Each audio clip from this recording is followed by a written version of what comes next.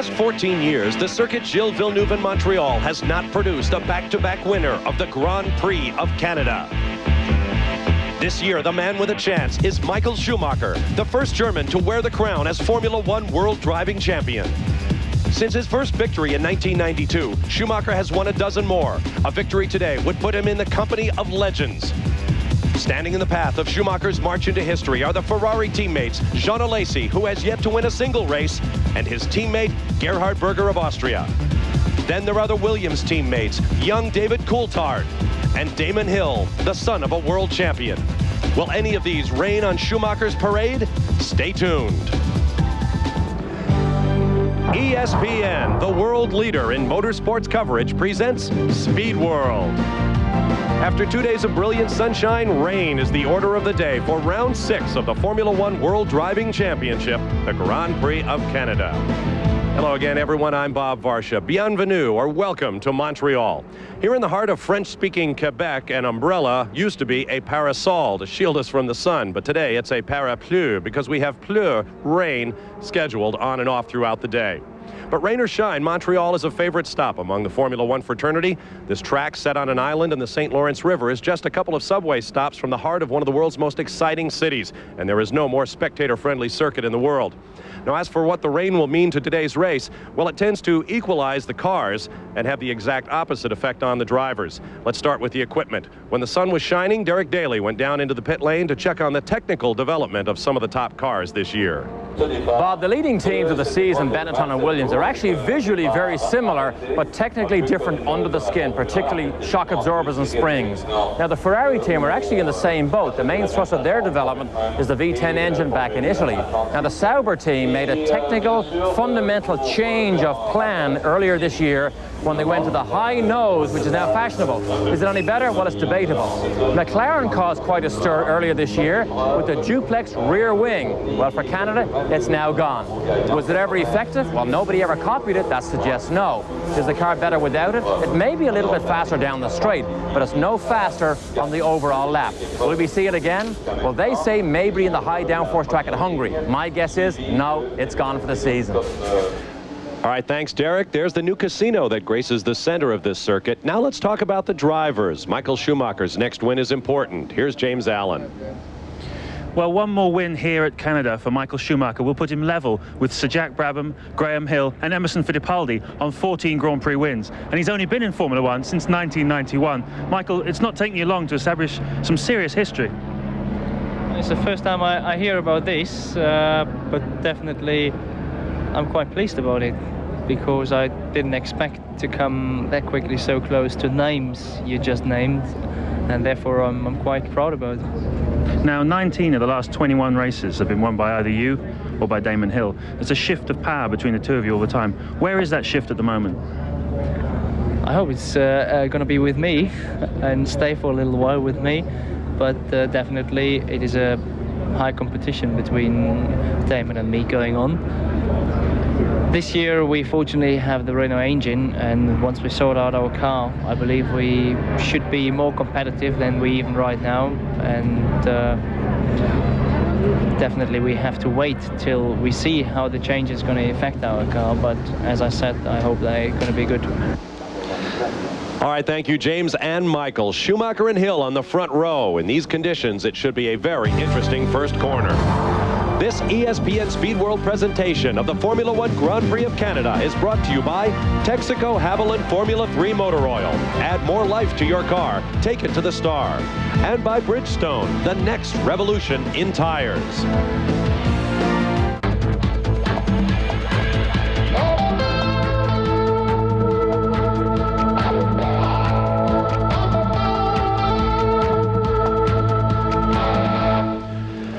Welcome back to Montreal. With gray skies overhead, we have a drying track, and there are a lot of complex decisions being made down there regarding tires and setups.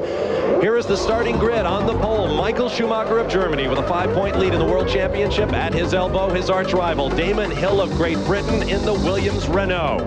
Moving back to row 2, David Coulthard of Scotland in the second Williams Renault. And next to him, Gerhard Berger of Austria. Keep an eye on the Ferraris today. On row 3 will be Jean Alesi celebrating his 31st birthday in his 91st Formula One start. Next to him will be Johnny Herbert of Great Britain in the second Benetton Renault. On row 4, Mika Hakkinen of Finland in the McLaren Mercedes-Benz, and Eddie Irvine of Ireland in the Jordan Peugeot. Row 5 will be Rubens Barrichello of Brazil in the Jordan Peugeot, next to Mark Blundell, who had to jump into the spare car on the reconnaissance lap. Row 6 will be Olivier Panis of France in the Ligier Mugen Honda, next to the Sauber Ford of Germany's Heinz-Harald Frentzen.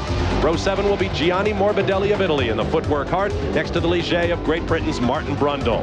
Row 8, Mika Salo of Finland in the Tyrrell, and Ukio Katayama of Japan, his teammate. Row 9, Pierluigi Martini and Jules Bouillon coming off an 8th place finish in his Grand Prix start in Monaco. Row 10 will be Luca Badur of Italy and Bertrand Gachot, the only owner-driver in the field. Row 11, Andrea Montermini of Italy and Taki Inoue of Japan. Row 12, Roberto Moreno and Pedro Diniz, both of Brazil, both in 40 Fords. Those are all the cars who are here. The SimTech team did not arrive in Canada. We'll have more on that later on. Here is the World Championship standings coming in. 34-29. Once again this year, Schumacher and Hill with Gerhard Berger and Jean Alesi for Ferrari in 3rd and 4th. In the Constructors' Championship, a three-way fight, Benetton Renault, Williams Renault, and Ferrari, McLaren Mercedes, a distant 4th. Let's talk about the track, Derek. This track here is currently used but once a year, often described as a collection of chicanes joined by short straights. Extremely bumpy with a very low grip surface, very hard on brakes, and uses lots of fuel. But the most difficult thing about this track is braking late and turning into the apex of these corners with the car on a knife edge trying to get away from you because of such low grip. Pont de la Concorde, that's where Barrichello had his big crash. And as you may have noticed, there is a new Virage Senna, a corner named for the late Ayrton Senna. Now a last-minute update from James Allen in the pits. Bob, the track has really dried out now. There's no rain, although there is a big cloud coming in from the west. Could throw some rain on us a bit later on, but everyone's on dry settings and dry tyres. But I think we're going to see a lot of pit stops today. It's a very difficult track on brakes. There's some long straights and tight corners. If you're running light fuel loads, you're obviously going to gain. You're going to protect the brakes. So look out for at least 3 fuel stops from some of the top runners. Back to you. All right, thank you, James. As you saw from Gerhard Berger's car, we have onboard cameras. We're able to get the helicopters up. Here are our post-time weather conditions. 71 degrees, a light wind blowing from the west, and that could be a pretty good sign. Very difficult to tell if we will have rain. The percentage last night was 80%, and that would really mix things up here. The field is now set. We have the green flag at the back. Here comes the red light and then the green. Turn it up.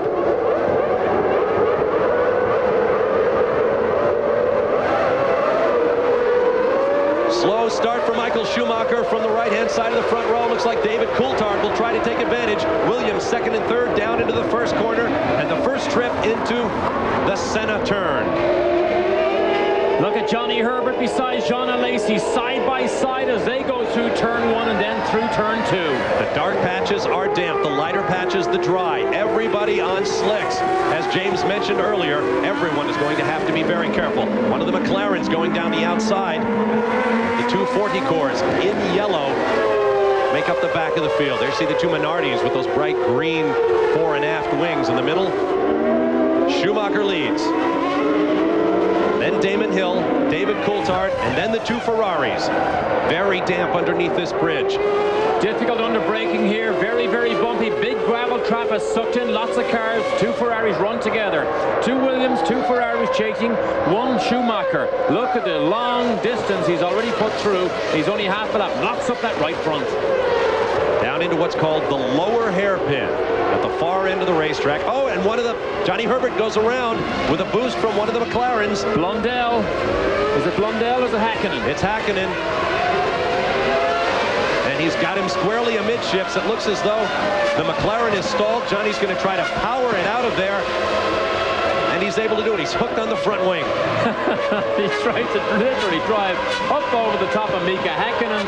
Inside Hakkinen's car. Look, he's on the radio to Ron Dennis to say, if I get out of here, I still have the engine running. Maybe I can get back to the pits. Oh, they've got to do something quickly. Michael Schumacher and the rest of the field are not far away, and they are blocking that hairpin.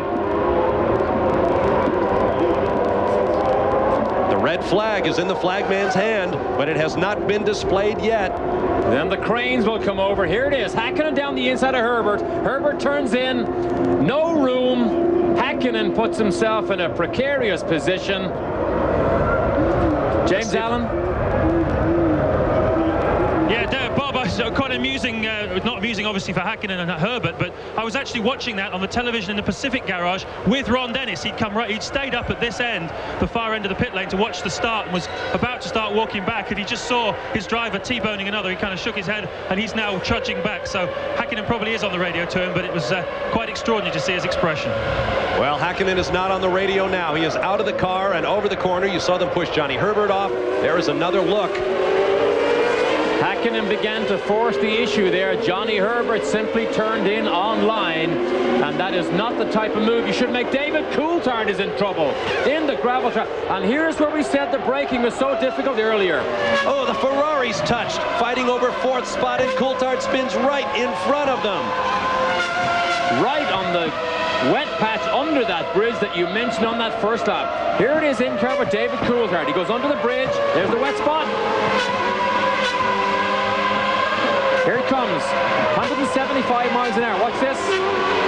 Locks up the rear brakes, and it's an instant trip to the gravel trap, and he almost took the Ferrari team with him. They lit up the tires right behind him, but David Coulthard, who really needs a spectacular result, is in the gravel trap. As you mentioned, those traps very close to the side of the road. Look at the Armco right up there, and look at David Coulthard. That expression says it all. This track looks fairly wide open and pastoral from a distance, but it's a lot like Monaco without the houses. There is very little runoff room anywhere on this island circuit. And the problem is also there are trees overhanging almost everywhere, and the moisture from the trees settles on the road and makes it very, very slippery. And John Alesi, you can see, did manage to squeeze past Gerhard Berger running third. Some people believe the Ferrari is now the best handling chassis in Formula One if they can only match it with enough horsepower. Häkkinen's car still sits astride the hairpin as the Ferrari teammates come through in third and fourth. As you saw, Rubens Barrichello in fifth spot. He could also use a confidence boost after a big crash in practice. His teammate Eddie Irvine runs sixth. Now you ride along with Gerhard Berger, one of the best onboard shots we've seen all year. Over the blind brow of Casino Curve and onto the sharp blast up to the pit in. A quick right-left flick and to the start-finish line. Now we're seeing here what we saw in Monaco, Derek. The Benetton works well on full fuel.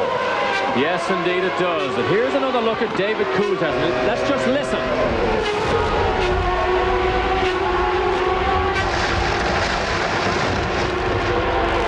You hear the violence of racing cars leaving the racing line and plowing through what is now a gravel trap. They no longer use sand. They're not sand traps, they're gravel, because gravel absorbs the energy of racing cars so much more, and you can see how effective it was there, because he didn't get but probably 20 yards off the racing line, even though he approached at 180 miles an hour. Now the Ferrari charge is on after Damon Hill. Damon Hill making no perceptible headway. Oh, Jean Alesi all over the racetrack. That's where we said it earlier. Braking and turning to the apex of these corners is very difficult because of such low grip and such high approach speeds. Häkkinen's car has now been moved. You ride with Gerhard Berger. Now coming up to the chicane. Once that curve on the left side, the red and white stripe curve comes up, there is no passing allowed in that chicane area throughout the race. If you do it, you will be brought in for a stop and go. We're going to take a timeout and return for more of round 6 of the Formula One World Championship. Michael Schumacher leads Damon Hill.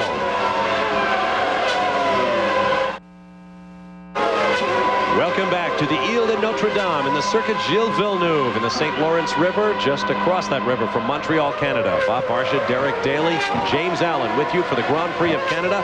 You're looking at Eddie Irvine. Now here comes Heinz-Harald Frentzen running in 7th spot, and Olivier Panis running 8th. Good scrap here. There's the two Jordan cars. Barrichello blew an engine this morning. Eddie Irvine, in fact, did one lap on the warm-up. That was all. Fuel pump broke on that Jordan. He was hoping for a dry race, having done no wet laps whatsoever. Good to see Frentzen beginning to move that Sauber closer to the front than he has of late. But look at Schumacher, almost 5 seconds in the lead after 5 laps, a second a lap over the rest of the field. He proved at Monaco that with a heavy fuel load, a heavier load than the Williams was carrying, Michael Schumacher could keep pace with the Williams. That was a one-stop race. The Williams cars had to make 2, and Schumacher came through to win his 2nd straight Monaco. It looks like once again Schumacher is the class of the field early. See the green paint? Very, very slippery, even though they do have to use it, but they try and go across it in as straight a line as they can, all through practice and qualifying here. We watch cars, particularly the Ferraris, get sideways of that chicane. This is on board with Schumacher. Over the green paint again. 180 miles an hour here in qualifying. And on heavy braking, these are the center corners. Back to the Ferrari duo, still staying in close company with Damon Hill in 2nd, Jean Alesi 3rd, Gerhard Berger 4th, Alesi drawing up about a 1/10 of a second a lap on Hill. Then Rubens Barrichello 5th, Eddie Irvine 6th, Heinz-Harald Frentzen 7th, Panis 8th, Brundle 9th, and Mika Salo 10th. These are some of the best in-car camera shots we have seen all year.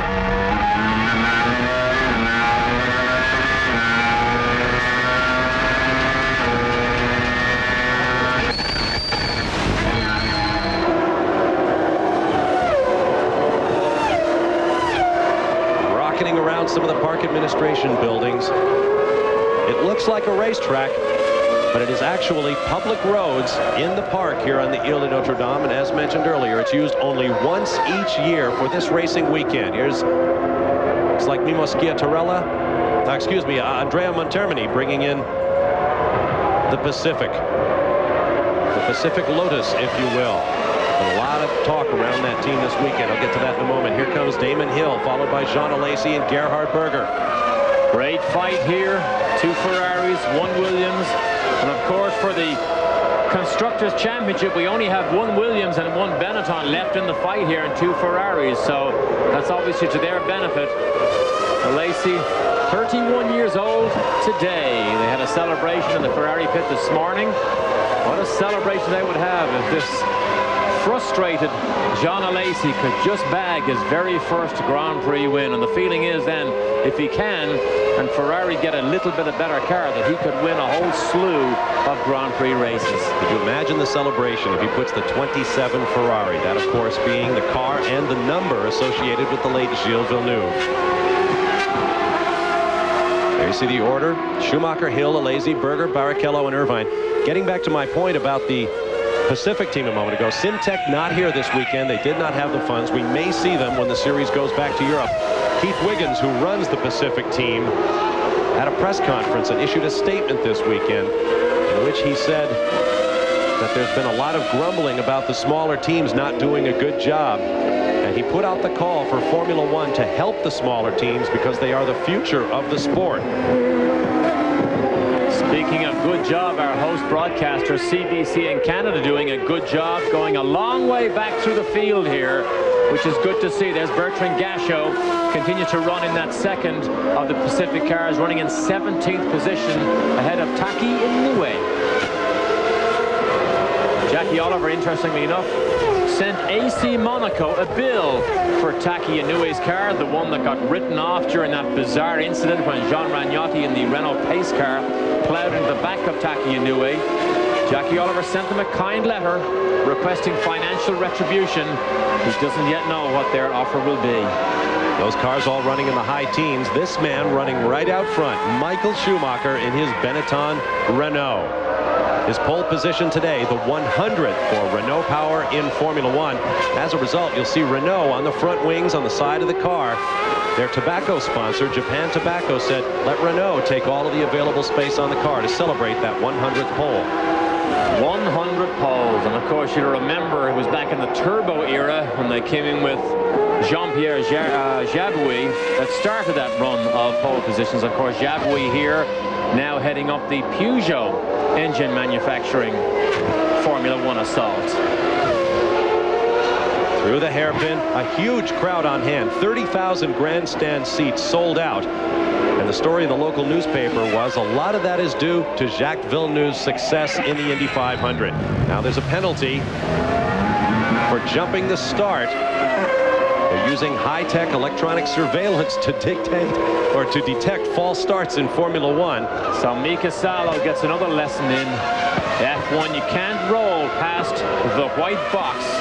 It's not an imaginary box. There it is right there. They're the white boxes. You cannot roll past that before the green light actually comes on. So Mika Salo, who Ken Tiro thinks still is his star of the future, will now have to serve out some frustration in the penalty box. You notice that Olympic logo on the grass at the side of the road, and perhaps you saw on one of the bridges on the backside, Quebec 2002. It's a part of the provincial bid for the Winter Olympic Games in 2002, competing against such cities as Salt Lake City, Utah. You can see here Damon Hill is obviously frustrated. He's not able to stay up with Michael Schumacher, but Benetton is simply faster. This car was the fastest earlier in the year. Benetton caught up. 3 productive days of testing at Imola after the Grand Prix has paid huge dividends for the Benetton team.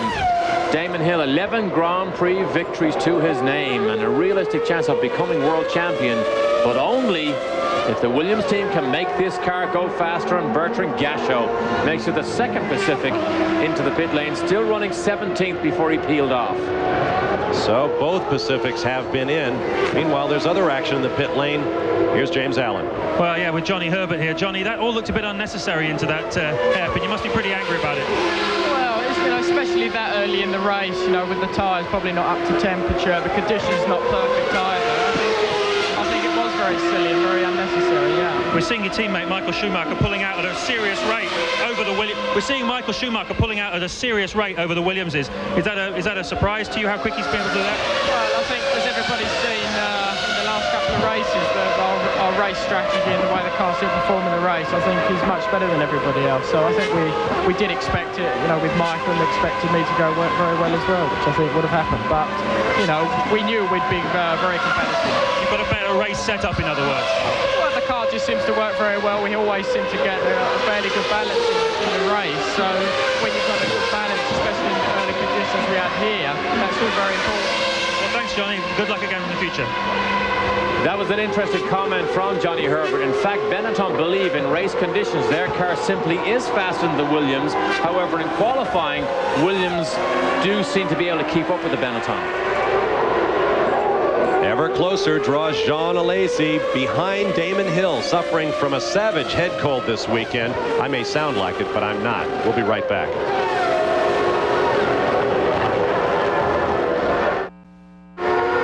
We are back in one of the largest bilingual cities in the world, Montreal, Quebec in Canada, for round 6 of the Formula One World Driving Championship. The track continues to dry. Michael Schumacher continues to draw away as Damon Hill continues to fall into the clutches of the Ferrari teammates, Alesi and Berger. And you saw Berger getting very wild on that very slick green painted overrun. There's Schumacher into the new Senna curve. Newly named Senna curve, that is. And you notice him up on those 6 to 8 inch FIA curbs. They use those curbs a lot here, Derek. Yes, indeed they do. And he used them a lot on the way to his 9th pole position. In fact, he had 5 laps this weekend that were all quick enough to put him on the pole. So if that isn't a dominant performance telling everybody I am the world champion and I still lead everybody, then I don't know what is. 5 laps quick enough for the pole. Working lap number 13 of 69 scheduled around this 2.7-mile circuit. There you see nobody in the background, and we're beginning to see shadows. So it looks as though the sun is beginning to break through here in Montreal. Mika Salo back into the pits. He came in during our commercial break to serve a penalty, but he came in behind one of the Minardis who had a 10-second penalty in front of them. He sat there while the Minardi served the penalty. Then both cars left together, and I'll bet you anything they're bringing him back in because he did not wait to be told to leave. Another confusing black box, penalty box situation for Salo because he sat there for such a long time behind the Martini. 3 cars have been penalized. Both Tyrrells, Katayama and Salo both brought in, and the Minardi of Pierluigi Martini. Now the traffic situation may affect Damon Hill. That's Roberto Moreno right ahead of him. Alesi needs to try and take an advantage. Moreno, he's very experienced. He'll move over. He'll see the 3 leading cars behind. There you go. Way out of the way. Then Berger got caught behind Denise. Lost him 2 or 3 car lengths, which is the gap you see there. But Moreno will be mindful that Berger's behind him and watch him. He'll brake early and move over. There he goes. Great look at the cars there under heavy acceleration through the trees, which will probably hold moisture on this part of the racetrack. You ride with Berger.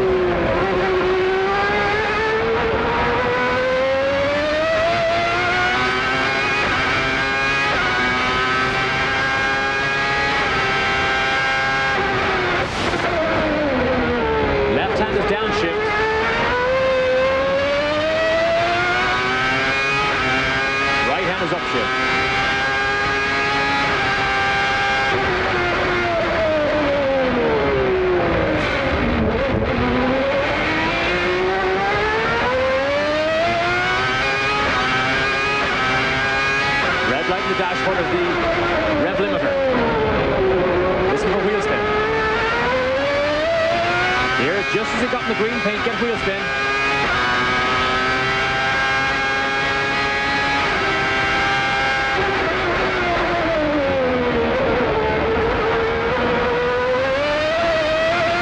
Gets her sideways. Now we switch over to Damon Hill's Williams Renault. Just a couple of cars ahead on the racetrack. Curves on the inside of these apexes are very low. Cars have been up over the top of the curves almost every lap, every car, every day here. Here's a dangerous curve, the one on the right. Eddie Irvine hit that yesterday and did 2 360 spins down the middle of the road and never hit anything. Speaking of Irvine, here's his teammate Barrichello, who had an almighty wallop yesterday morning, and he actually got the car repaired and managed to qualify the same car. In fact, he crashed right here, lost control there, and backed it into the guardrail very hard, tearing a complete side off the Jordan. And got out in a hurry. There was steam from the car. I think he thought he was on fire. Notice the radiator air intakes on this car, like a fighter jet, very snugly lined up along the bodywork. New engine after the morning warm-up. He was second fastest in the rain. 2 cylinders went dead on the Peugeot. There was panic in the Jordan garage because they were already fixing Eddie Irvine's fuel pump problem when they had to pull apart Barrichello's car. High overhead. Watch the action in the lower hairpin. Best finish for the Jordan team this year. A 5th place for Eddie Irvine and a 7th for Rubens Barrichello. All the way off onto that slick green stuff. Didn't use all of the stuff on the outside of the corner, though. Has had a lot of trouble this year. In fact, some people think he's had a lot of trouble since his accident at Imola last year. But something unusual that he brought up himself this weekend was that his style, when they use the 2-pedal setup, which the Jordan has, his style is a bit of a carryover from the driving days in go-karts, where he rests his left foot on the brake pedal. He now believes that in bumpy situations in particular, he's actually been having his foot on the brakes lightly down the straight, losing him time. He said he's going to work very hard on that this weekend. And interestingly enough, although he was out-qualified by Eddie Irvine, he runs ahead of him for the first time this year on the racetrack. We often hear about drivers trying to learn the left foot braking system. Instead, Barrichello's trying to unlearn it. Let's get down to the pit lane and James Allen. Mika Häkkinen, I just saw you come in, shook hands with Johnny Herbert. You obviously felt it was your fault. I would wish the ESPN usually would come to see me more positive reasons, but this time it is a bit negative, and unfortunately in the first lap I have a collision with Herbert, and I touched him in a hairpin in the first lap, and naturally we have to stop both of us to race for that. Let's just talk very quickly about the McLaren without that central rear wing. It's been an improvement you found this weekend? Well, our performance is nothing to do with the wing. Is the car improving gradually, or as much as you would like it to, should we say? Yeah, it's improving all the time. Thanks for talking to us, Mika. I hope we can talk to you in a more positive frame of mind next time. Thanks, bye. Well, an interesting comment from Mika Hakkinen. We'll cogitate on that for a moment and talk about it when we come back. The skies are getting lighter here in Canada, and that's very good news. Schumacher leads. Jean Alesi goes down the inside of Damon Hill, and as the crowd comes to its feet, takes second place behind Michael Schumacher. Down through the chicane, Gerhard Berger will now close up. Alesi will try to consolidate his lead over Hill. Once again, Hill driving with a very heavy head cold, sweating a lot, having trouble breathing. And when you're going through an athletic exercise like this, that can be lethal. And this was talent matched with bravery. Look at this. He squeezes the issue all the way down the inside. Damon Hill tried to block him by braking in the middle of the road and had to give best to Jean Alesi. Look at the crowd cheer Jean Alesi in Ferrari number 27. Roughly the same kind of move that Alesi tried on Hill's teammate David Coulthard in the aborted first start at Monaco. We all know what happened there. As a replay from on board Damon Hill's machine as Alesi moves through into second place. And that's Katayama now gets the blue flag to move over Damon Hill. Oh, and he chops back in front of Gerhard Berger. Why does he do that? Can he not see that if the leading cars are passing him, the chances are there may be 2 or 3. Gerhard Berger gets a bad run in traffic here, and he's on the wet patch. There are only 3 men in this field who have won Grand Prix before. 2 of them are in this battle. You ride with Gerhard Berger. He is one of them. Damon Hill is the other. Michael Schumacher runs out front. Jean Alesi trying very hard to become the next winner in this field. A Ferrari hasn't won here at the Circuit Gilles Villeneuve since 1985 in the hands of Michele Alboreto. Passing now. Very slippery green spot. Very slippery coming out here. Ferraris in particular get the wheel spin. Drifted sideways. Damon Hill had problems in Monaco when he led so convincingly early in the race. And we learned this weekend that it wasn't an electronic problem with the differential. It actually lost oil and locked up, which caused him tremendous amounts of understeer. Look how difficult it is to get past the Minardi. Ride with Gerhard Berger. The Minardi of Martini comes back across his bows. He's been having terrible luck with the back markers in the early running here.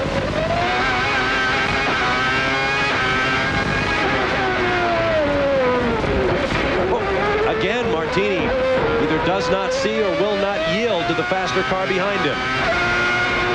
No reason for that. That is unacceptable. Absolutely unacceptable. He's either blind or stupid or both. Look at Berger all over the place, and the biggest problem Berger has now is Alesi and Damon Hill are now a long, long way up the road. Gently under that very wet bridge. From the outside, Gerhard Berger with the red and white of the Austrian flag on his helmet. The blue flag being given for Martini. An Italian team holding up the Italian team of Ferrari. That's it. Yes, we knew that was about to happen. May happen again as he accelerates out of here. But Gerhard Berger showing his displeasure. No need for that at all. Look at the gap that Damon Hill was able to open up in him in the interim. The order is Schumacher with 12 seconds in hand over Alesi. Hill another 2 seconds back. Then Berger, you know, right where he is. Rubens Barrichello running 5th. 14 seconds behind this battle. Then Eddie Irvine, 3 seconds adrift of his teammate. Heinz-Harald Frentzen, Olivier Panis, Martin Brundle, and Gianni Morbidelli round out the top 10. There's a good battle going on in 13th place, where Jules Bouillon is right behind Luca Badoer. Let's get down to James Allen. David Coulthard, a bit of a high speed off. Yeah, I lost it under braking down at the second chicane, so I wasn't quite expecting that to happen. Disappointment? Very disappointed, because considering the reliability I've had at the last few races, and I needed to finish here and score some points. Now, we talked this morning about the warm-up. You were saying you were really struggling with the car in the wet. You must be quite relieved when it turned for dry, but have you any idea what's wrong with your car in the wet? No, it's a simple answer. We don't know, but you can be sure next time it's wet, we'll be out testing. Good luck, David. Thank you. David Coulthard mentions reliability. Believe it or not, only one time this season so far at Imola have both Williams cars finished a race together. David Coulthard misses out on a great opportunity to make up ground in the World Championship. He came into this race 3 points behind Johnny Herbert. He knew Herbert was out of the race, but he too went out shortly thereafter. Coulthard will remain in at least 6th in the World Championship. Mika Hakkinen came in 7th, 4 points behind Coulthard. And then Heinz-Harald Frentzen, who could pick up some points and perhaps a position in the World Championship today. Damon Hill, how ironic that man, Michael Schumacher, with a victory today, will join Damon's late father, Graham Hill, with 14 victories. And those 3 men that Michael Schumacher could join on the all-time victory list, Emerson Fittipaldi, Graham Hill, and Sir Jack Brabham, have 7 world championships between them. Something else we should bring back up again, Mika Häkkinen's interview. I thought that was a very unusual comment when he said our performance has nothing to do with the wing. What are we supposed to think it has to do with then? I mean, is engine, is that a polite way to say that they don't believe they have enough engine horsepower for this car to be competitive? Well, we've heard Norbert Haug, who runs Mercedes-Benz's engine program, say it will be months before we're making competitive power. And one of the Saubers is off right on the edge of that gravel trap. Tyrrell going down the inside of the footwork. That's Mika Salo trying to make up ground from his indiscretion earlier. That's Jules Bouillon in only his 2nd Grand Prix. He's run afoul of that trackside gravel trap. And now the race leader, Michael Schumacher, is in the middle of this battle.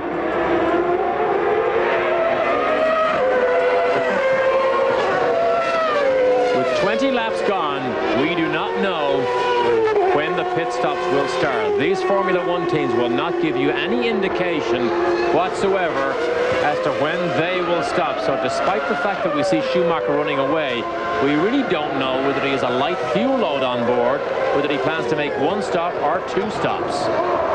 Of course, he pulled one over everybody in Monaco by being able to hang on to Damon Hill and still having gone into the race with a planned just 1 pit stop. Look at that, 11 seconds plus over Jean Alesi, who's 2 seconds clear of Damon Hill, Berger, and then the 2 Jordans, Barrichello and Eddie Irvine. Katayama down the pit lane. Tyrrell team struggling to get enough horsepower from that Yamaha engine. They've also proved very unreliable. Oh, difficulty again trying to load the fuel. Cannot get these fuel hoses efficiently and cleanly into these F1 cars. That will cost him a lot of extra time on the pit stop. Ukio Katayama back out in the Tyrrell. Michael Schumacher has cleared his teammate Mika Salo on the racetrack. Blew a lot of engines this weekend. The Tyrrell Yamaha team, for some reason, the horsepower is not there, and the reliability certainly and frustratingly is not there. There you see the top 6 in point and where they run in the race right now. Michael Schumacher, who came in on a 2-race victory streak, runs 1st. Damon Hill 3rd. Gerhard Berger in 4th. Jean Alesi in 2nd. And as you've seen, Johnny Herbert and David Coulthard out, as is Mika Hakkinen, who was 6th in points coming in. As you watch the magic number 27 and the Jacques Cartier Bridge over the St. Lawrence, we'll be back in just a moment to Montreal. Grand Prix of Canada, and tonight we've got great baseball action for you on Sunday Night Baseball. A duel of the Master Blasters as Frank Thomas and the White Sox try to put the big hurt on Texas in a battle to get back into the American League Central chase. Texas welcomes back 2-time Homer champion Juan Gonzalez, the White Sox, and the Rangers tonight live at 7:56 Eastern right here on ESPN. Here on the circuit, Gilles Villeneuve, Bob Varsha, director. I did that deliberately. Whatever hurt was that? That was a big It always happens to me here in Canada. Jean Alesi trying to get around. I believe that's Taki Inoue just in front of him in the footwork. Rockets down the inside in the hairpin. Having a good day so far, Jean Alesi. Only detailed changes to the engine and to the chassis they came here with. Nothing major. I mentioned earlier that the Ferrari V10 engine is their main thrust of development. On May 31st, it ran for the first time back in Maranello. It is running on a regular basis. They will not tell you how much horsepower it makes, but they smile, which suggests it makes a lot. Yet they say it will not be in a development car until sometime in August. I can't imagine if it makes a lot of horsepower that it won't be in a car earlier than next August. The rumor is it's making big horsepower, bigger than the 3.5-liter engines that Ferrari has used in the past. But of course, that's just a rumor. Now Damon Hill falling into the clutches of Gerhard Berger.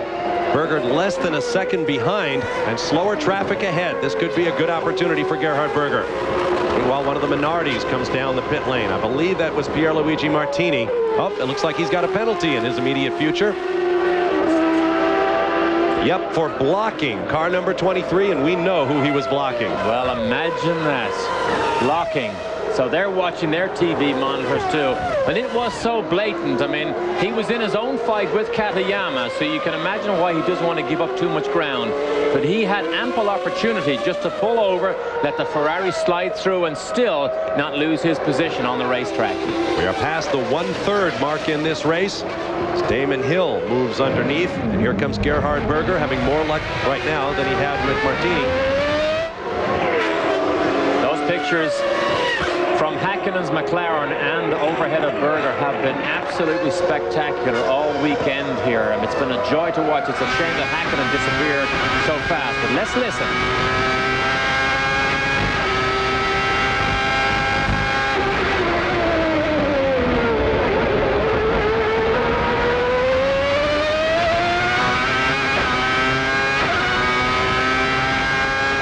Damon Hill is not as far away as he looks in his long lens.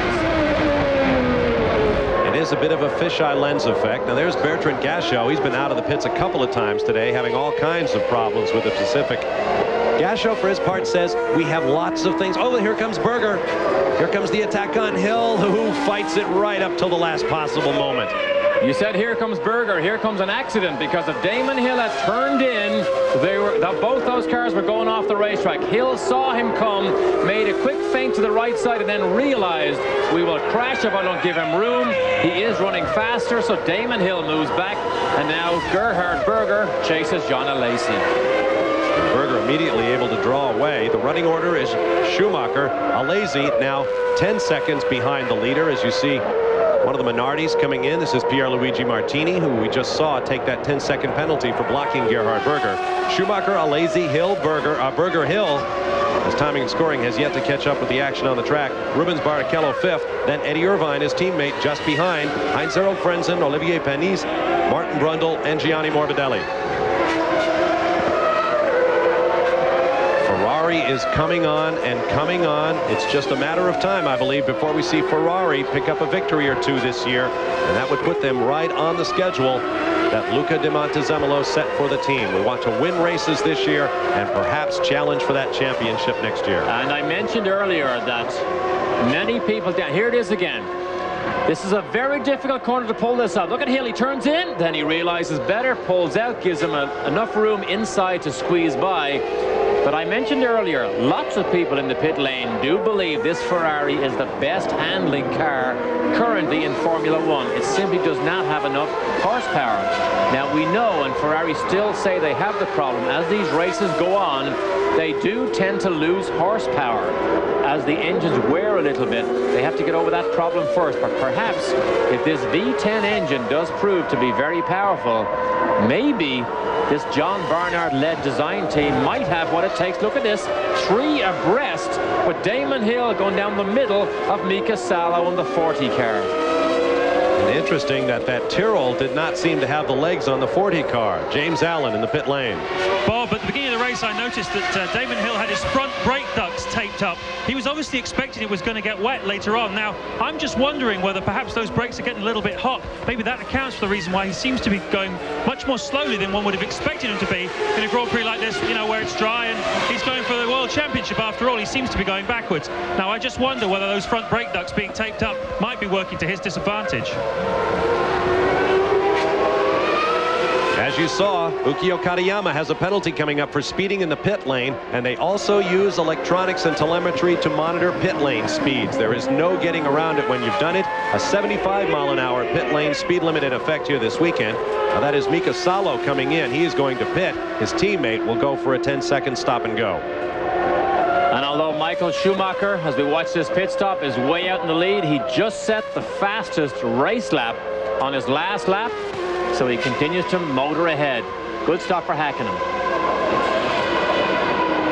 There's Martini with the race leader just behind him. Pierluigi Martini is not having a good day in the get-out-of-the-way department. I'll guarantee you he won't block Schumacher this time. He doesn't want another 10-second penalty.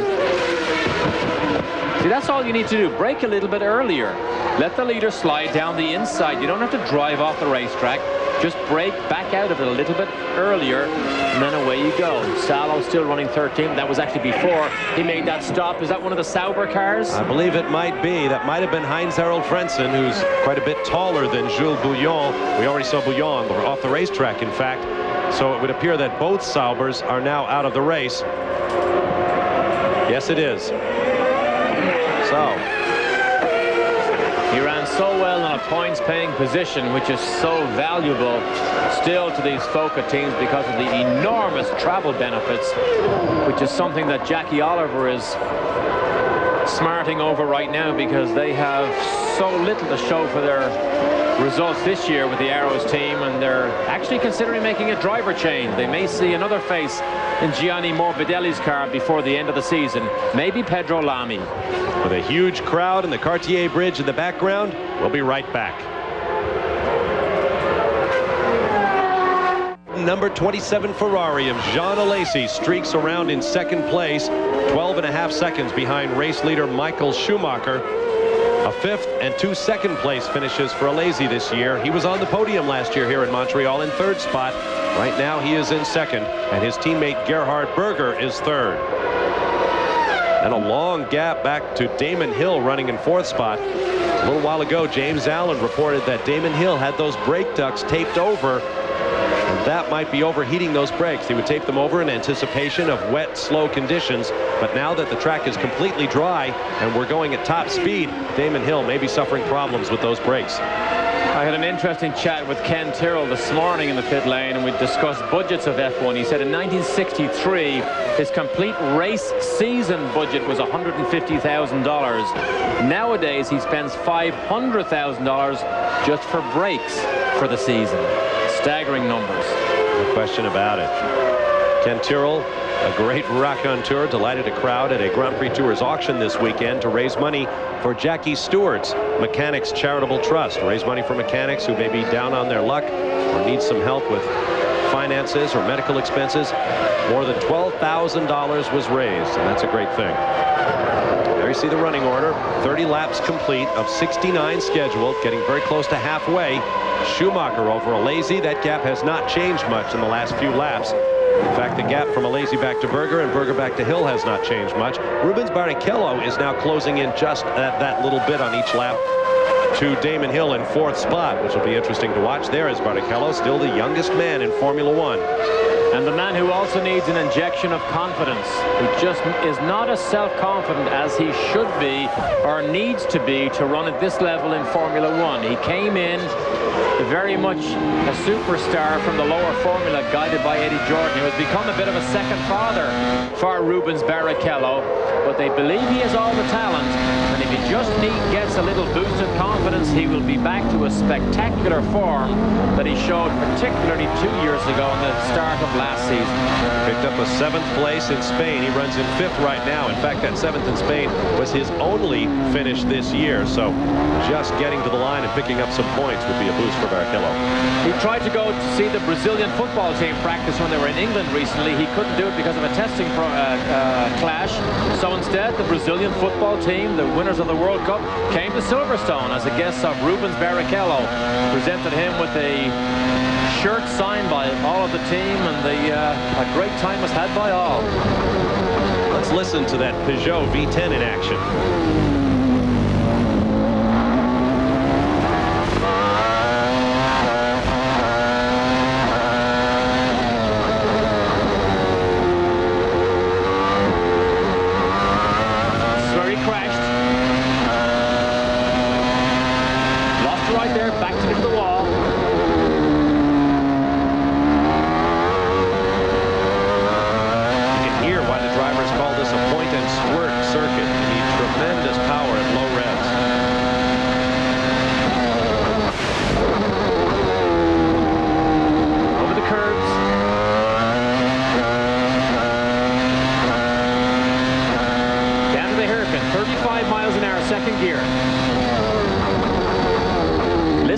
Changes on the way out.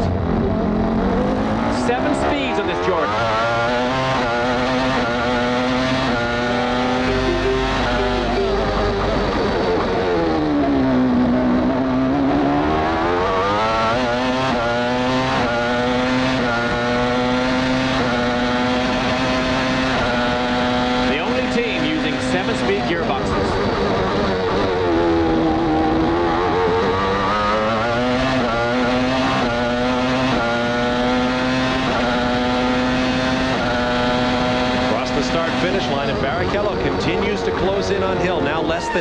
seconds behind Damon Hill for 4th place. They see the order: Schumacher, Alesi, Berger, Hill, Barrichello, and Irvine. Eddie Irvine is closing up as well. Then Olivier Panis, Martin Brundle, Gianni Morbidelli, and Mark Blundell.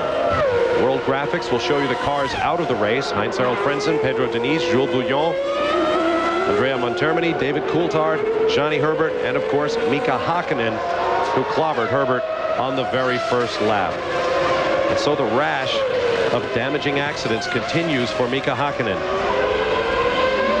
Here's another look at the top 6 in points and where they are on the racetrack. It's the top 4 doing well: Schumacher, Alesi, and Berger in the podium positions right now. While earlier, Derek, you talked about travel benefits in Formula One. In case you're wondering how much money you save by having those benefits, the McLaren team alone, perhaps the biggest team in Formula One, brought 130 packing cases to this race, a total of 38,396 pounds, and that does not include the race cars. You can imagine what it would cost to ship all that if you were paying for it yourself. You see Berger still trying to close in on Jean Alesi. Ferrari had to cancel their test after Monaco because the test car was actually the car that Alesi raced and crashed when he tripped over Martin Brundle at the back corner late in the race, as Eddie Irvine brings the Jordan in for the first of their stops. Now these fuel rigs are different this weekend. The hose that the fuel flows through now has a wire inserted inside a wire mesh system, which actually slows down the fuel flow. It was 12 liters per second earlier. That's 16.1 seconds. But it was 12 liters per second earlier. Now the flow is down to 8 liters per second. And now the sun breaks through completely here in Canada. I guess every time we tell you that we've got a prediction of rain, which in fact we did have today, what we do is bring out the sun. The reason, of course, the reason, just to finish that story, they put that wire insert into the fuel hose is because a lot of teams are finding the hose has got crushed, particularly in transportation. So now that obviously stops all that. And of course, lower pressure or lower fuel flow means if in fact one of those valves does go awry, not as much fuel will escape. Not much of a reason, but it is one. Jean Alesi comes in. James Allen is there.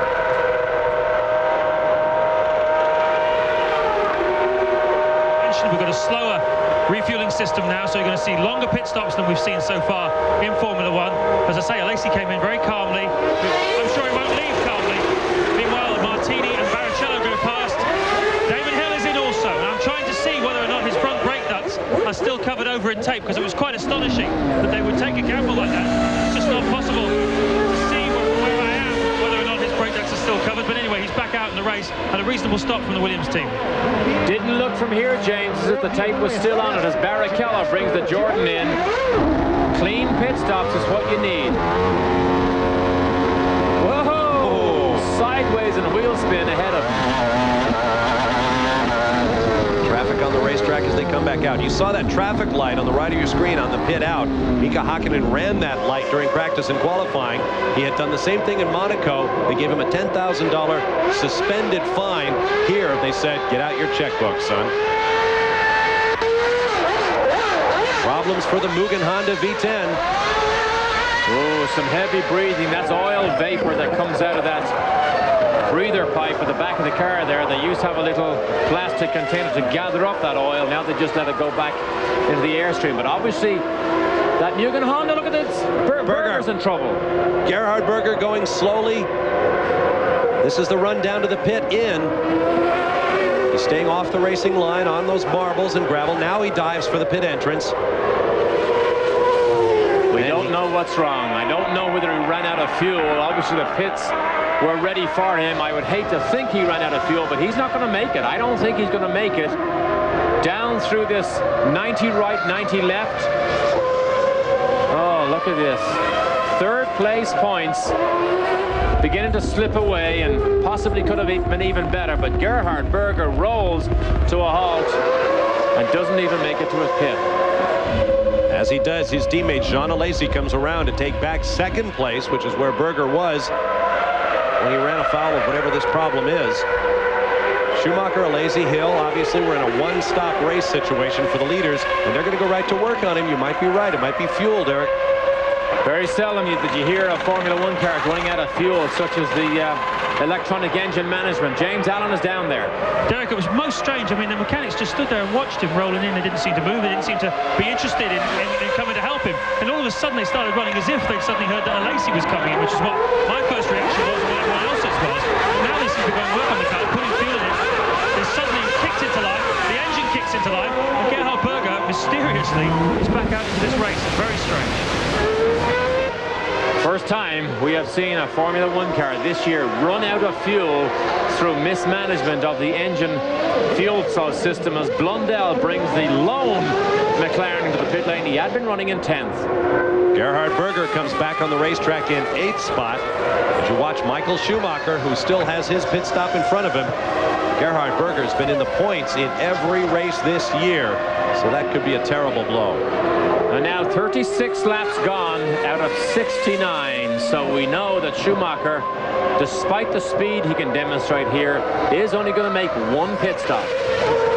Talk about control of the field here. 52 seconds, of course, that's exaggerated because Alesi has made that stop. And now Schumacher has to make a clean, not spectacular, just clean, average pit stop. Benetton has produced consistently fast stops, the best in the pit lane this year. We'll see what they do with that new revised flow refueling system. Nope, not this time around. So the order right now is Schumacher, Alesi, Hill, Barrichello, Irvine, Brundle, Pani, Berger, Blundell, and Morbidelli. All of those cars have stopped except Michael Schumacher. This looks like Martin Brundle coming out in the Ligier. Brundle completing his first stop. Benetton team flew in a new design of front wing on Friday night. Johnny Herbert ran the wing on his car Saturday morning. He liked it. Schumacher got a copy of it. Went out, said yes. Johnny Herbert, in fact, was correct. It is a better front wing. And next race, we will see a major revision to the Benetton car because that airbox will finally get opened up. The air intake scoop will get opened up, which necessitates a new engine cover and a new top to the chassis. So a major revision in time for the French Grand Prix at Magny-Cours. Working lap number 38. Schumacher is pounding around.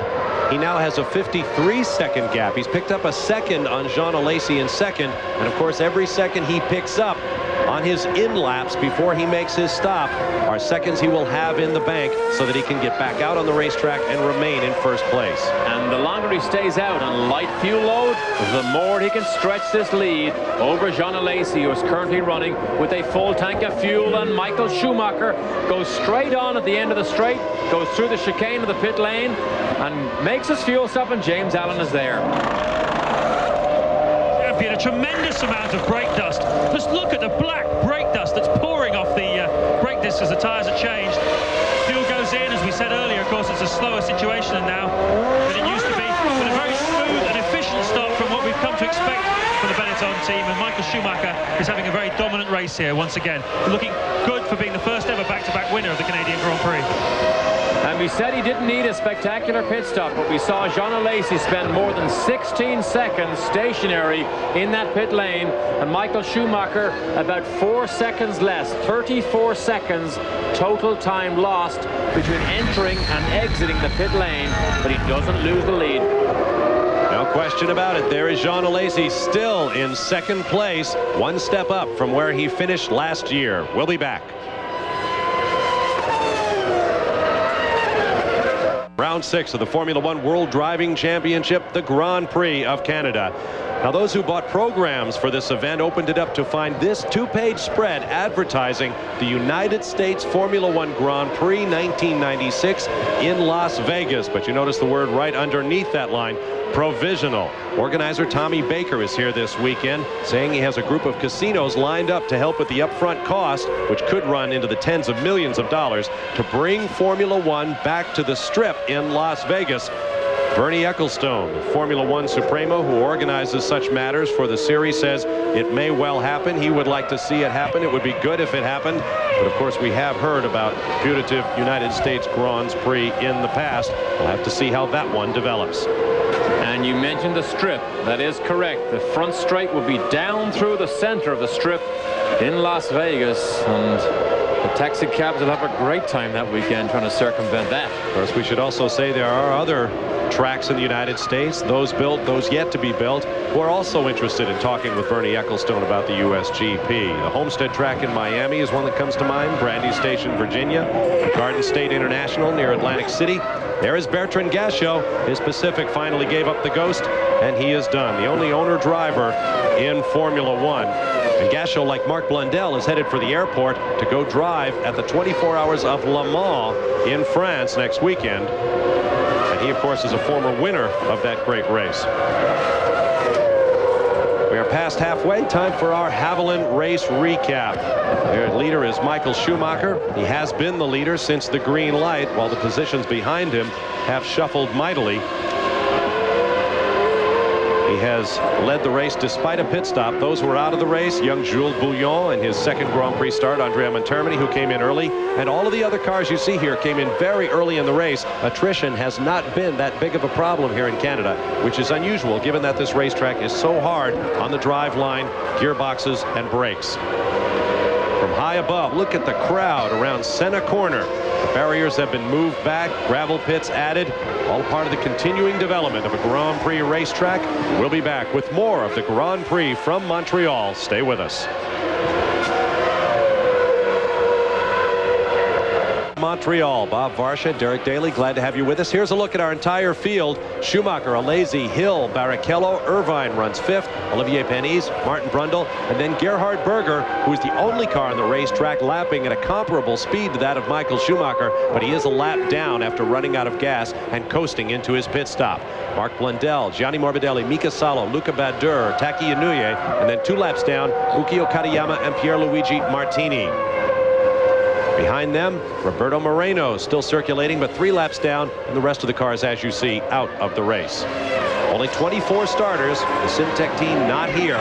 Now with 17 races rather than the 16 called for under the rules, the contract known as the Concord Agreement, signed by all of the teams, only 16 races are supposed to be a part of the World Championship. So the issue of the weekend is, what do we do with that 17th race? One of the rumors going around is that teams will be allowed to skip one of the 17 races, which might help Simtech, because if you don't show up for a Formula One race, you are fined to the extent of $250,000 per car. High overhead shot of Martin Brundle in the Ligier Honda. Tony Dow told me this weekend that the advantage of having Martin Brundle in the team is he is definitely a leader. He leads this team. He has the experience with these racing cars and tracks to know what these cars need, particularly in this development mode. Ian Reid, of course, who you'll remember from lots of success in the IMSA days, is now the development engineer in France with the Ligier team. He's in fact here this weekend because he knows so much about these cars now, but he is in charge of development, and although it looks similar to the Benetton, they assure me it is different in every way. Martin Brundle, who didn't have a good Friday because in the first lap of qualifying he threw his Ligier into the gravel trap, broke the front wing off it, and got very few laps. There's the timing and scoring, ranking the cars as they come across the start-finish line in terms of time behind the leader. Michael Schumacher right there through the chicane, working lap number 44 of 69. Schumacher spent a long time on the Saturday morning session running simulated fuel consumption runs. They paid very close attention to that, trying to decide, was it worth a gamble to do just a one-stop race? And of course, obviously, we see the fruits of that development now. Trying to discipline yourself to use Saturday morning's on-time session for full tanks and not for outright speed. Sometimes it's a luxury you can't afford when you have the type of speed that Schumacher showed on Friday. He can use Saturday as a development day. That's Taki Inouye chasing Martin Brundle. Michael Michael Schumacher being held up by Inoue. Now he gets around him. Notice there are still patches of wet on the backside where the trees shade the racetrack. Where the sun has not been. It can still be pretty slippery. In practice and qualifying in the dry, we saw cars would lap 1, 2, sometimes 3 laps without burning the stickers off the left front tire. And considering this is predominantly a right-hand turning racetrack, that was a bit of a surprise that the stickers would last that long. Not much abrasion, a lot of dust down. Once again, this is the only race weekend of the year on this track. Taki Inoue now about to get passed by Gerhard Berger. Needs to stay aside. Yes, he does. He sees him come down. Berger only just got lapped by Schumacher about 2 or 3 laps earlier, so he's not that interested in him. But to get himself back up into the points, he has to catch Brundle and Olivier Panis. And he is 1 lap adrift. That will be very difficult. We'll take a quick timeout and return for more of the Grand Prix of Canada from the Circuit Gilles Villeneuve in Montreal. Stay right there. Back in Canada, you see the Jordan Peugeots running nose to tail. Rubens Barrichello runs 4th. Eddie Irvine is 5th. Good day for Eddie Jordan's team if they can make it to the finish in this order. Michael Schumacher runs out front as you ride along with Rubens Barrichello. Jean Alesi 2nd, 31 seconds behind the leader. Damon Hill runs 3rd. He's beginning to close up just a little bit on Alesi. Then Barrichello and Irvine. Olivier Panis, Martin Brundle, Gerhard Berger, Mark Blundell, and Gianni Morbidelli. Your top 10. The only other 6 cars in the race still running: Mika Salo, Luca Badour, Taki Inoue, Pierluigi Martini, Roberto Moreno, and Ukio Terayama. By far the best day of the season for the Jordan team, particularly for Barrichello. His strength last year, particularly the season before, was his ability to be mistake-free all through the races and begin to come up with results when sometimes it even seemed doubtful. And Eddie Irvine was the opposite. He always found a way to get himself into trouble. Now it might be just time for both of these drivers to take the 2 Jordan cars into the points here, which would be a great boost for Jordan. A team that really looked forward to a lot better results at the start of this year, having had a tremendous off-season of testing. But Eddie Jordan told me today, you know, that might actually make us stronger in the long run, because this isn't that easy, and we realize we do have to struggle and work an awful lot harder to get on the pace with a Benetton or a Williams or a Ferrari. There's Gerhard Berger, the most experienced driver at the field. 169 starts, including today's race. The unchallenged spiritual leader of the Formula One driver fraternity. He's closing up on Martin Brundle in that Ligier, and that's a battle for position. Brundle is 7th, Berger is 8th. And Schumacher is still in that mix, because we just saw him go out of camera shot as... Oh, look at this. Berger gets blocked again by Katayama. Can't believe everybody who trips over seems to be going slow.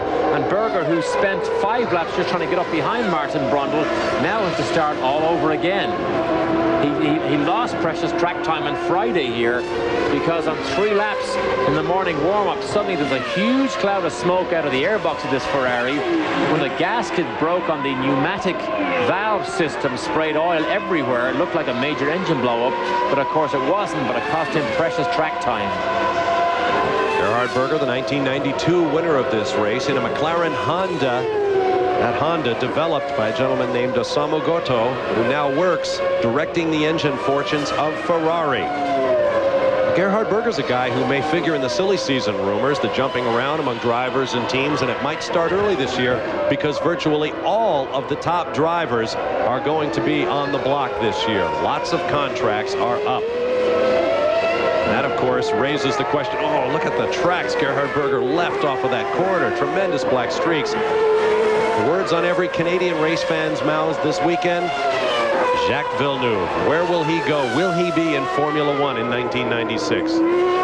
And that has been a topic of discussion among team managers here, and there's very interesting points of view, because Ron Dennis said in his opinion Villeneuve should get into the very best car and the top team if he can get into it to show his wares.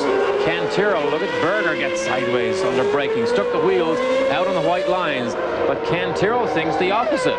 He thinks it will take him a full season to learn the culture of Europe, the racetracks of Europe, the cars of Formula One. He believes he should be put into a smaller mid-pack team and learn his craft for a year and then move on to one of the bigger teams. Interesting points of view. I think it's safe to say the only thing everyone seems to be certain about is that Jacques Villeneuve, son of the late Gilles Villeneuve, will someday be in Formula One. Question is when and with whom. Interesting, Jacques himself will tell you the idea or the emotional association with driving for Ferrari means nothing to him, and Blundell is off. I don't see anything broken, but there's... Oh, the engine may be broken. A lot of steam from the back of that McLaren Mercedes-Benz. Mark Blundell was running 9th at the time, about 16 seconds behind Gerhard Berger. Looks like he's going to get an early start for the airport for that flight to France. What a shame. And Ron Dennis said he will evaluate Blundell's performance after the Canadian Grand Prix. He was in the gravel trap on Friday when he overshot the same chicane that we saw David Coulthard fly off the road with this morning. In fact, on the warm-up lap for the race, he never made it around. He threw his race car off the road, stalled the engine, had to sprint back to the pits, and that is the spare McLaren he's actually in. So not a spectacular weekend for Blundell, but I don't see any reason why McLaren needs to make yet another driver change. They need stability and speed from the rest of the team, not from a driver change. Michael Schumacher circulating now 32.1 seconds ahead of the second place Ferrari of Jean Alesi. We'll be back to Montreal. We're just not fast enough. It's a bad day for Williams, Bob. No question about it. The days have been dark quite a bit lately for the Williams team. As you see Michael Schumacher, now you ride on the nose of Michael Schumacher's Benetton through slower traffic. And it is a bad day for Williams. Patrick Head isn't even here this weekend. He's back tending to the Renault Laguna saloon car program that they run now out of the Williams factory. Adrian Newey is here. He's the chief designer of that car. But they know this car, if it's to stand a chance to win the World Championship, must get faster. They have to make it faster. Look at this! Martin Brundle tries to slide down yet another Minardi and almost gets himself caught out. That's because the Ferrari coming up behind Martin Brundle is Gerhard Berger, and that is a battle for 7th spot. If you take a look back from his car, here comes Gerhard, and Damon Hill has parked. No sooner do we have the terrible day story out of our mouths and Damon Hill pulls the Williams aside, and he is absolutely furious for some reason.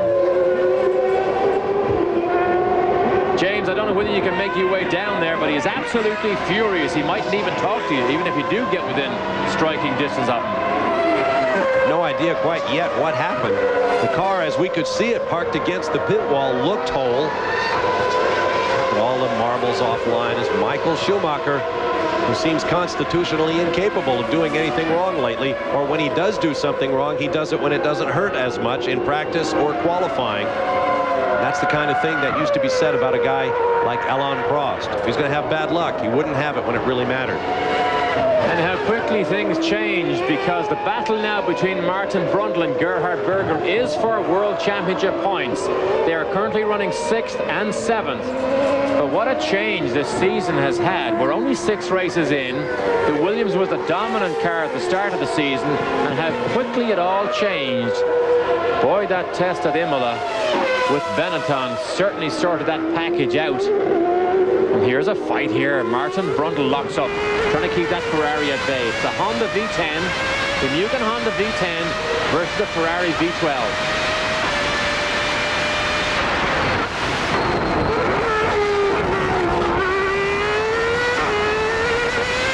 Closes up under braking. Ooh, you see Gerhard Berger still fighting for traction. Brundle able to draw away just a bit on acceleration. Draws up at the hairpin. Slowest corner on the racetrack. 35 miles an hour, second gear. All the way down to 165 and then 50 miles an hour through this chicane. Now the fastest part of the racetrack, 185 miles an hour in qualifying, down this long straight to the pit lane entrance. Big bump right in the middle of it. You see their positions at the lower middle of the screen and the view out the back of Brundle's car. 6th and 7th. What a time loss, Berger, when he ran out of fuel. Some heads will roll in the Ferrari pit over that, because the telemetry is supposed to tell them not what they use, not just what they use, but what they have left to use. And obviously that was a miscalculation, only by about 300 yards, but that was enough to put Gerhard Berger from a possible 2nd place in this race at the moment to a 7th place. And it also tells you something about how closely they try to calculate the tolerances before the pit stop.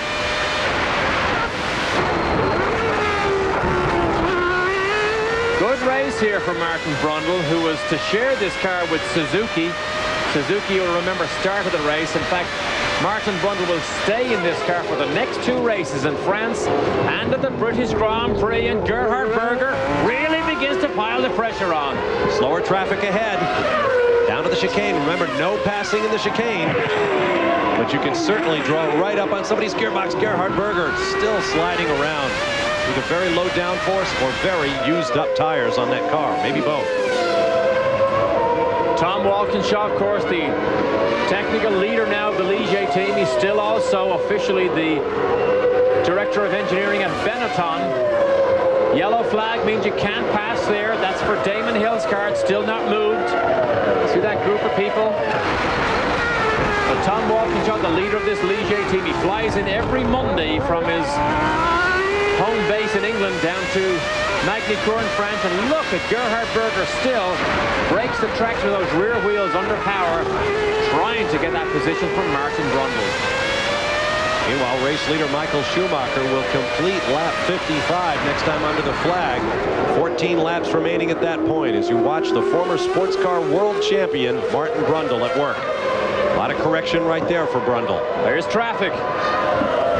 Mika Salo, you saw him look in the mirrors. Does he have time to get out of the way? No, he doesn't. Can Gerhard Berger take advantage of this? Can he get a run to the hairpin? Oh, he's not close enough. Remember Lacey earlier? Not close enough. Different lines, defensive and offensive. Defensive is the tight line, offensive is the wide line. Too far behind.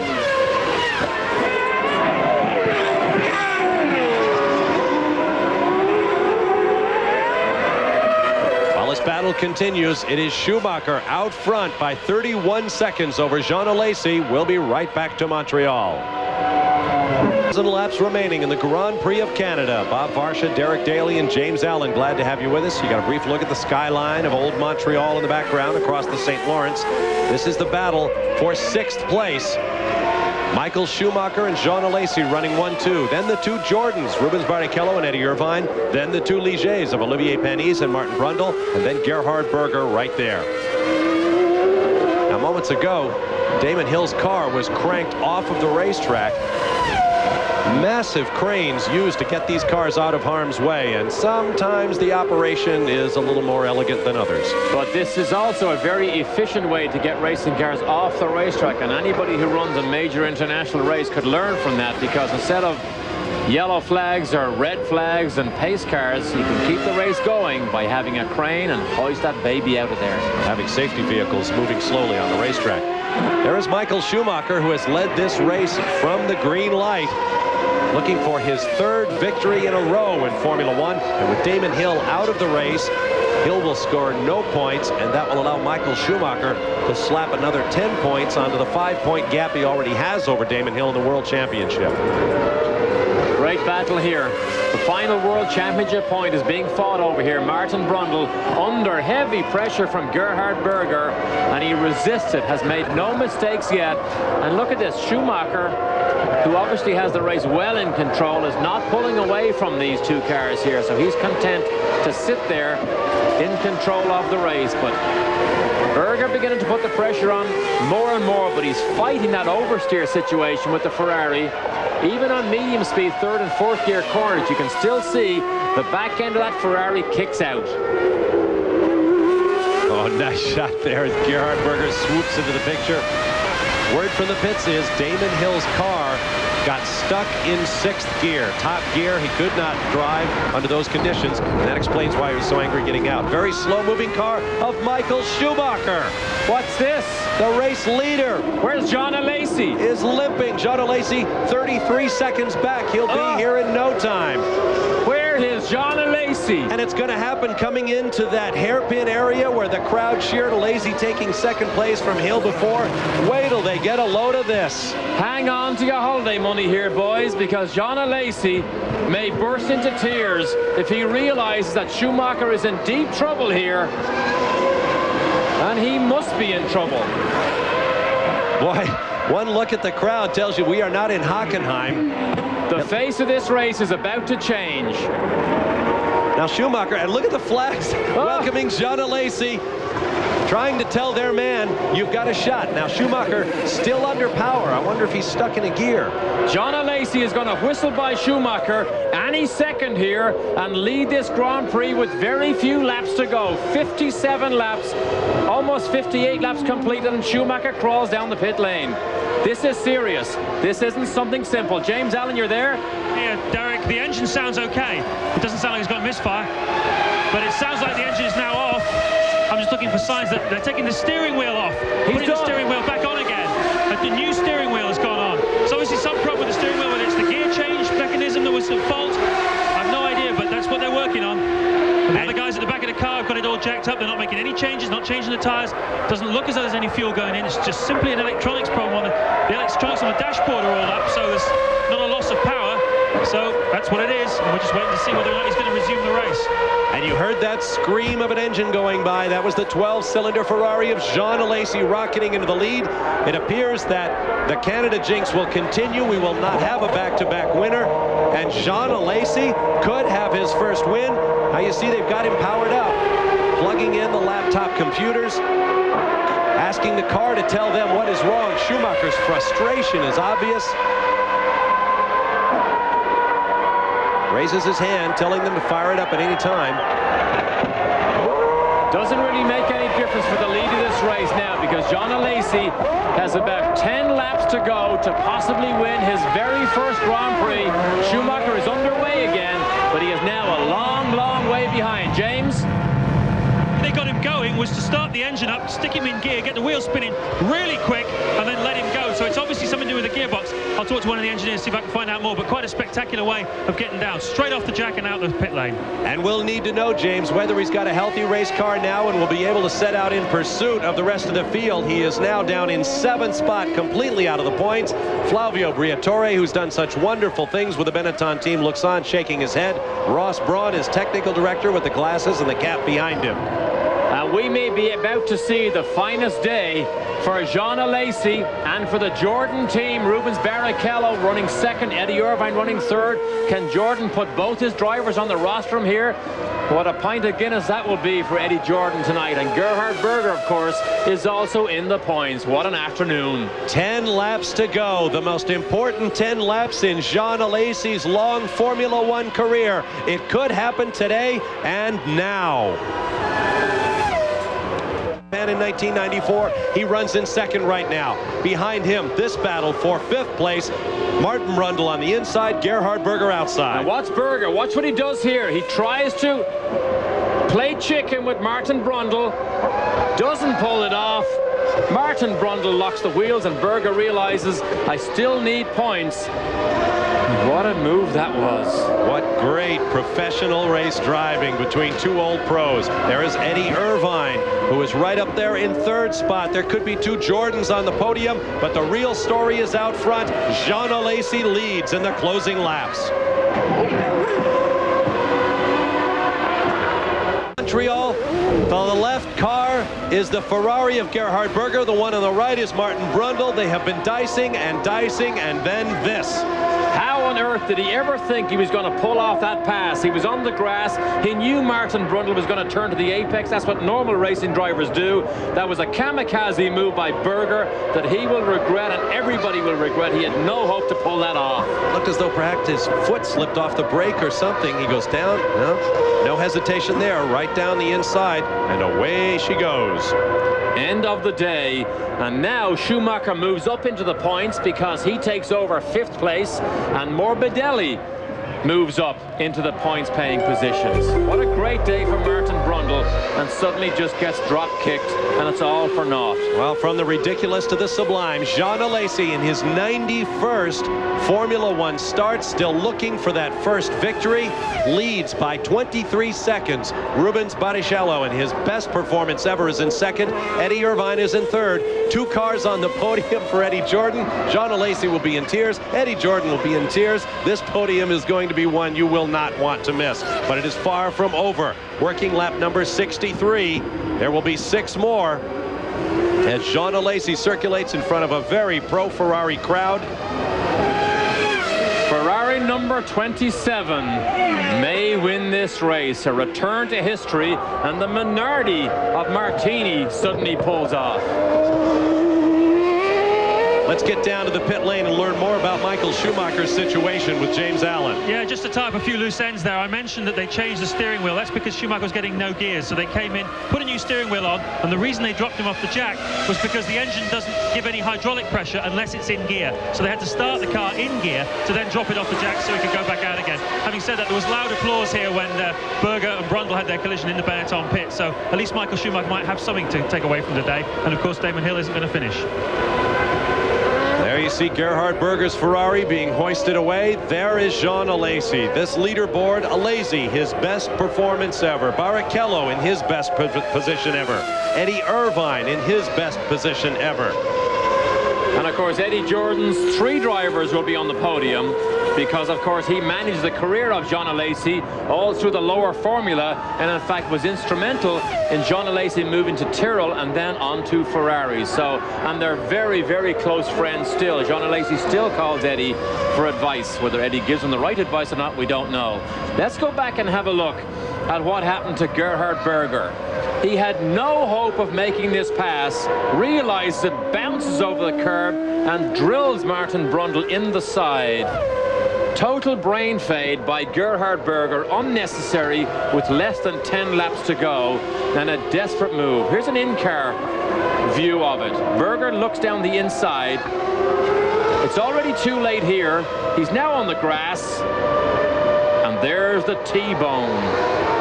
Martin Brundle will be absolutely furious. At least his teammate Olivier Panis is in 4th place, and David Coulthard looking in a solemn mood with Frank Williams.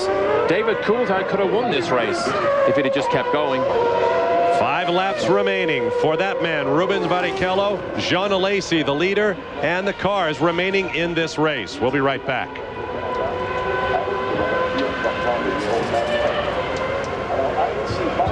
Back to the Grand Prix of Canada. Years ago, the late Gilles Villeneuve took a Ferrari to his first Grand Prix victory here in Canada on the circuit now named for him. Right now, the number 27 Ferrari that Villeneuve made famous, being driven by Jean Alesi, who could take his first career Grand Prix victory in Montreal. There is Eddie Irvine running in 3rd spot. There could be 2 Jordan Peugeots on the podium. By far Peugeot's best group performance since returning to Grand Prix racing a couple of seasons ago.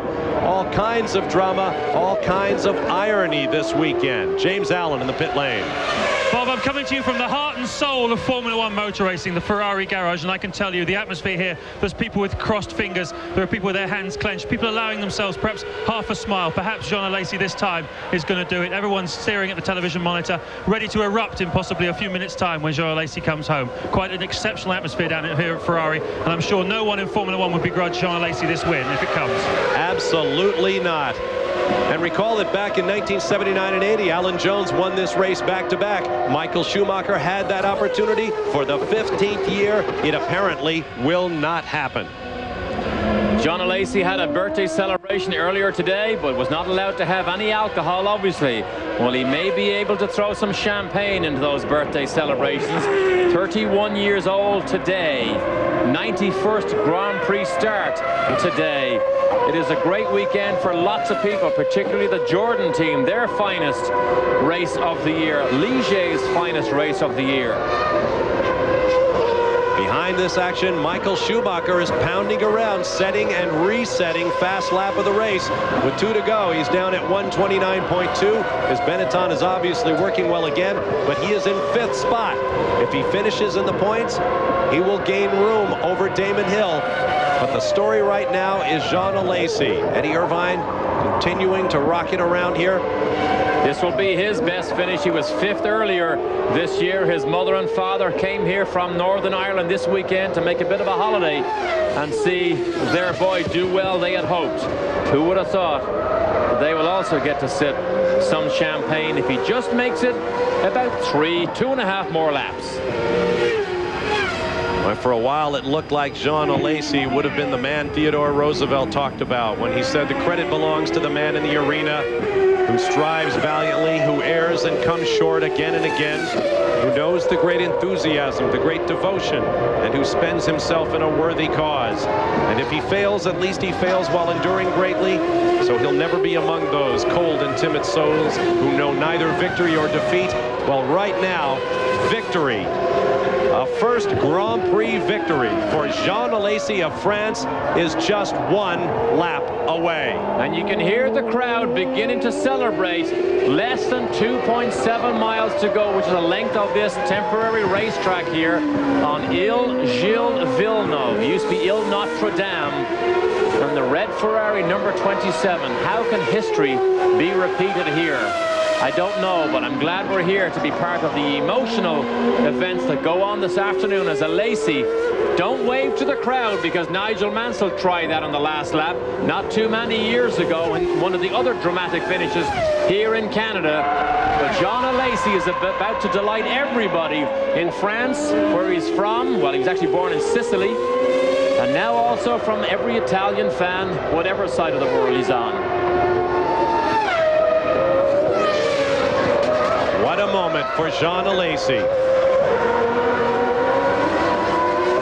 Through the hairpin, where Nigel Mansell's engine died while he was waving to the crowd on the last lap back in 1991. One of a book full of dramatic finishes here in Canada. The Ferrari team is on the wall, and a lot of other people as well. There will be no other victory this year, I can tell you, more welcome than this one. Only came here with detailed changes to this car, and it has proved to be fast enough and reliable enough. Last corner, onto the front straightaway, and that long-awaited first checkered flag for Jean Alesi. The man who thought it would never come. Look at this. I will guarantee you he is in tears, and many people believe many, many more Grand Prix wins will come after he finally bags the first one. The Italians are prone to crying in celebration situations, and away they go. And the 2 Jordans come home in 2nd and 3rd. A great day for the Jordan team. Well, perhaps we'll all be a little Italian today in honor of Ferrari, a little French in honor of Alesi, a little Irish in honor of Eddie Jordan and what they have accomplished with that team.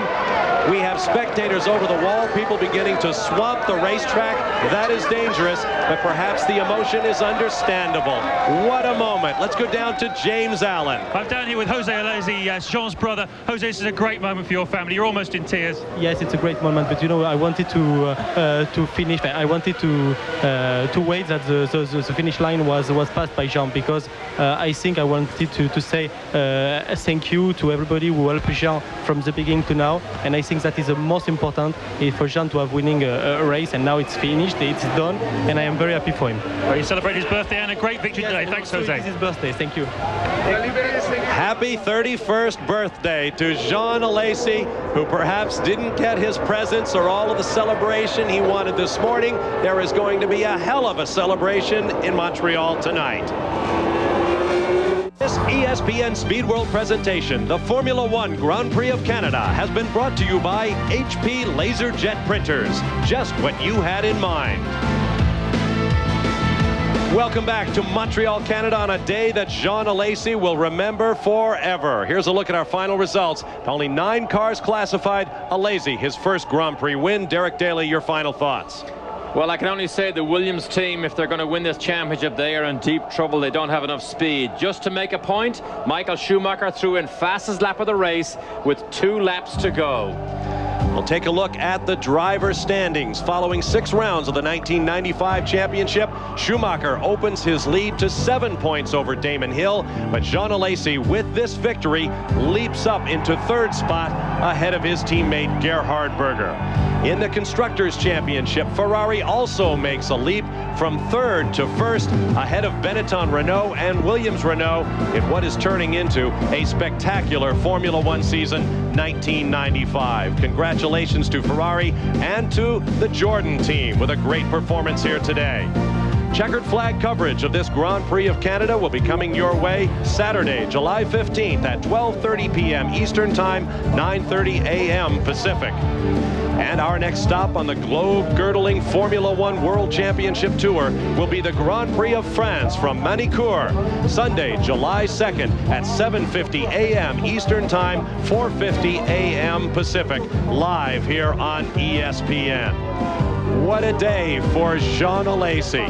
And when his car stopped in the hairpin on his victory lap, Jean Alesi climbed out and was brought home by Michael Schumacher, the reigning world champion. A more poignant moment I haven't seen since Nigel Mansell brought the late Ayrton Senna home following Mansell's victory at Silverstone. It's been a great day. Thanks for being with us. I'm Bob Varsha for Derek Daly and James Allen. Congratulations to Jean Alesi. So long from Montreal, Canada.